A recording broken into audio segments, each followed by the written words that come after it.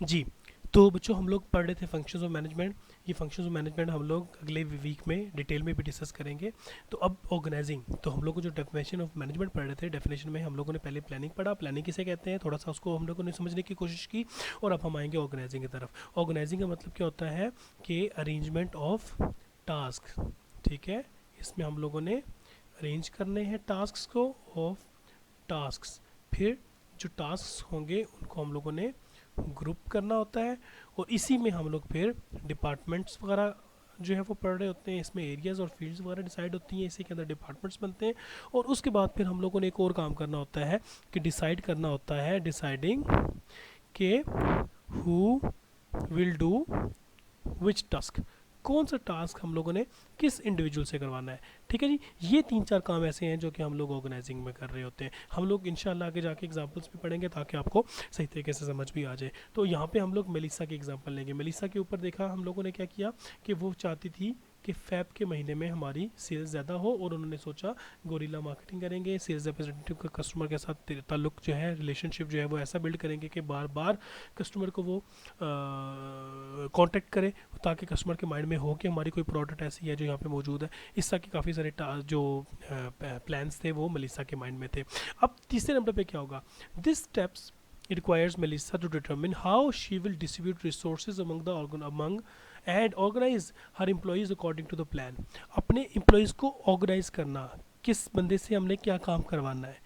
ठीक हो गया जी। फिर क्या करना है, डिस्ट्रीब्यूट रिसोर्सेज, रिसोर्सेज को कैसे डिस्ट्रीब्यूट करना है, अरेंज करना तमाम के तमाम टास्क को। जब अरेंज कर लिया, हमने लिस्ट बना ली, ग्रुप कर लिया, तो हमें मालूम होगा कि इस ग्रुप में ये रिसोर्सेज ज़रूरी होंगे, इस ग्रुप के लिए ये रिसोर्सेज होंगे, तो उसके लिए प्रॉपरली हमारी अरेंजमेंट जो है वो अच्छी बन सकती है। फिर Melissa will need to identify different roles and ensure that she assigns the right amount of employ to carry out the plan. इसका मतलब क्या हुआ, right person of to right job. और नंबर 2, उसने एक और काम किया कि रोल्स असाइन कर दिए। रोल से मुराद ये है कि अगर एक डिपार्टमेंट जो है उसके अंदर 5 लोग हैं, तो 5 के 5 लोग बॉस तो नहीं होंगे, सीनियर तो उनमें से कोई एक होगा। तो एक रोल भी बता दिया जाएगा कि ये आपका टीम लीडर है, ये आपके जूनियर है, ये आपके सीनियर्स हैं, ये आपके जो है वो मेंटोर है, आपने इसकी बात माननी है, आपने इसके अंडर काम करना है। अगर आपको हेल्प चाहिए होगी तो ये मिस्टर ABC आपको हेल्प करके देंगे। इसका मतलब ये होगा कि तमाम के तमाम जो एम्प्लॉयज़ होंगे उनके रोल्स यहाँ पे डिफाइन कर देंगे और पहले से डिटर्मिन कर देंगे। ठीक है, she will also need to delegate authority. यहाँ पे क्या होता है बच्चों, अथॉरिटी को डेलीगेट करना। अथॉरिटी डेलीगेट करने से बना दिया कि दूसरे लोगों को टास्क असाइन कर देना। ठीक है, and provide direction so that her team of sales representatives can work towards higher sales. ठीक है, क्योंकि हम चाहते हैं कि फरवरी में हमारी सेल्स ज़्यादा हो। ऑर्गेनाइजेशन भी समझ आ गई आप लोगों को, ये दो तीन टास्क हम लोग ऑर्गेनाइजिंग में कर रहे होते हैं। फिर आगे नंबर 3, तीसरे नंबर पे आता है बच्चों लीडिंग। लीडिंग में एक इंसान जो जो मैनेजर जो है उसने एक लीडर बनना है। लीडर से मुराद ये है कि जब हमने टास्क साइन कर लिए तो उसके साथ साथ फिर हम लोगों ने एम्प्लॉयज़ को मोटिवेट भी करना है। ठीक है, ये बहुत इंपॉर्टेंट होता है कि आप अपने एम्प्लॉयज़ को मोटिवेट कर सकें। ठीक है, थोड़ा सा उनको रिवॉर्ड वगैरह भी देने होते हैं। अगर ज़रूरत महसूस होती है तो आपने उनको पनिश भी करना होता है। ठीक है, थ्रेट करना होता है ताकि आप अपने गोल्स को अचीव करवा सकें। ठीक है जी। लीडिंग में क्या होगा, Melissa spends time connecting with her employees. आपने अपने एम्प्लॉयज़ के साथ कनेक्ट हो जाना है। ठीक है, इंटरपर्सनल लेवल। इंटरपर्सनल लेवल क्या होता है, ये हम लोग इंशाल्लाह डिटेल में आगे जाके पढ़ेंगे, हम लोग मैनेजर के जब रोल्स पढ़ेंगे। This goes beyond simply this goes beyond simply managing task. यहाँ पे सिर्फ टास्क मैनेज नहीं करने, बल्कि आपने अपने एम्प्लॉयज़ को मोटिवेट करना है। ना सिर्फ मोटिवेट करना है बल्कि उनको इंस्पायर करना है, उनको इनकरेज करना है। बहुत से एम्प्लॉयज़ मोटिवेट नहीं होते, वो चाहते हैं, उनको लगता है कि हम ये काम नहीं कर सकेंगे। सर मैं बार बार एक कस्टमर को कॉल कर रहा हूँ और कस्टमर जो है वो मुझे बिल्कुल भी घास नहीं डाल रहा।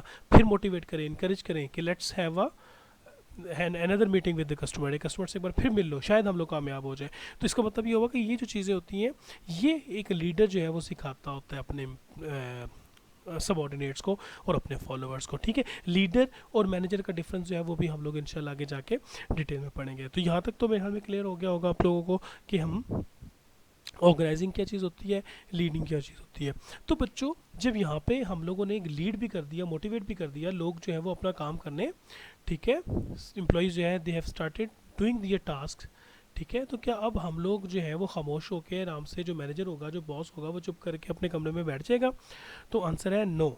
मैनेजर ने चुप करके बैठना नहीं है। अब मैनेजर ने क्या करना है, अब मैनेजर ने अपने एम्प्लॉयज़ की परफॉर्मेंस जो है उसको इवेल्यूएट करना है।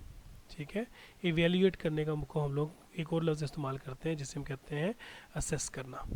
असेसमेंट के साथ एक और चीज़ इस्तेमाल होती है, वो है परफॉर्मेंस को एग्जामिन करना।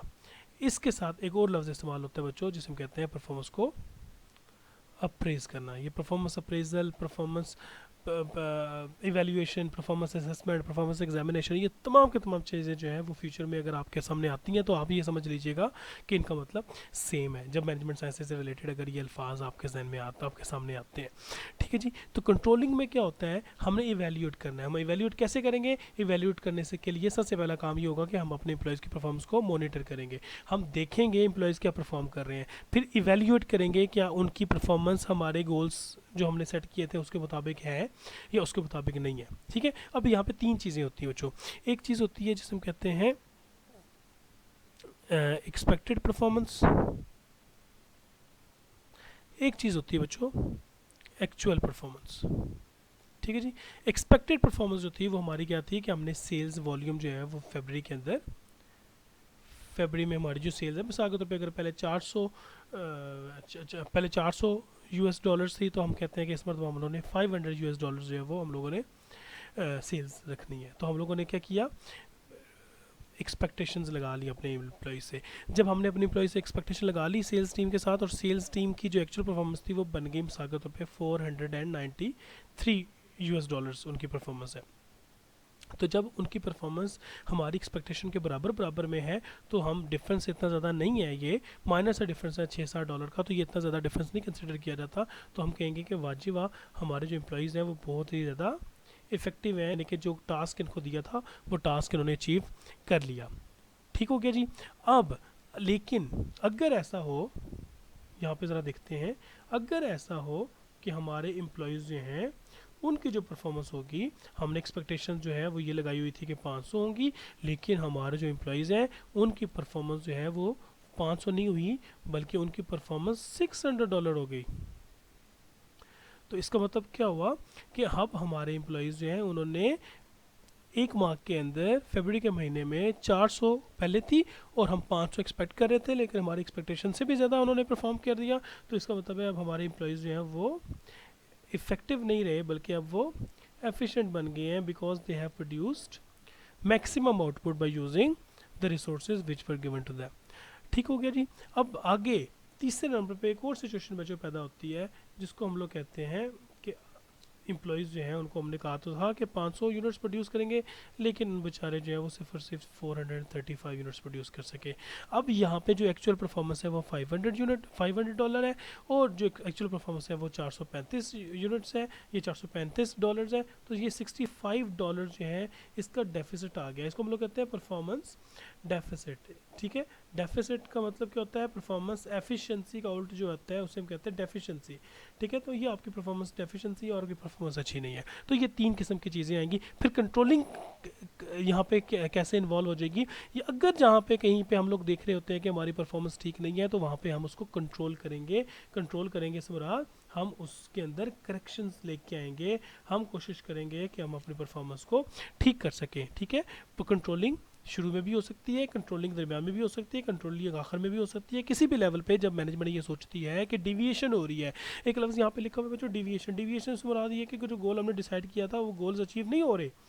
ठीक है, गुमराही जिसे हम कह रहे होते हैं, रास्ता ये है लेकिन आप रास्ते पे नहीं चल रहे, आप कहीं भटक रहे हैं। जब आप भटकने लग पड़ेंगे तो वहाँ पे फिर आपको कंट्रोल करने के लिए आपके मैनेजर्स ही मौजूद हैं। ठीक है जी। Monitoring progress is essential to ensure achievement of the organizing goal. Controlling is measuring, comparing and finding deviation and correcting the organization activities which are performed for the achieving of organization objectives। ठीक है, company के goals को achieve करने के लिए अगर हम लोगों को कोई महसूस हुआ कि जनाब हमारे जो गोल्स हैं वो सही तरीके से अचीव नहीं हो पा रहे, ठीक है, तो फिर हम लोग क्या करेंगे, हम अपने गोल्स जो है उसको रिवाइज करेंगे और हम लोग कंट्रोल करेंगे। अगर हमारा एम्प्लॉय अच्छा परफॉर्म नहीं कर रहा तो हम उसको ठीक करेंगे। ठीक कैसे करेंगे, उसके लिए हमारे पास पूरे के पूरे तरीक़ेकार हैं, वो हम लोग आगे जाके जब डिटेल चैप्टर पढ़ेंगे उसमें पढ़ेंगे। तो अब हम लोगों ने आज इस वीडियो तक बच्चों हम लोगों ने क्या पढ़ लिया है, हम लोगों ने सिर्फ और सिर्फ मैनेजमेंट की डेफिनेशन पढ़ ली है। और मैनेजमेंट की डेफिनेशन में हम लोगों ने क्या पढ़ा है कि मैनेजमेंट एक ऐसा प्रोसेस है जिसके ज़रिए कंपनी के गोल्स को अचीव करते हैं, और कंपनी के गोल्स को अचीव करने के लिए हमें 4 फंक्शंस को यूटिलाइज करना पड़ता है। और वो 4 फंक्शंस कौन से हैं? प्लानिंग, ऑर्गेनाइजिंग, लीडिंग और कंट्रोलिंग। ये जो planning, organising, leading and controlling को जब हम लोग यूटिलाइज करेंगे तो फिर हम कंपनी के गोल्स को इफेक्टिवली और एफिशिएंटली अचीव कर सकेंगे। ठीक है बच्चों, इसके बाद अगला जो टॉपिक है वो हम लोग नेक्स्ट वीडियो में पढ़ते हैं।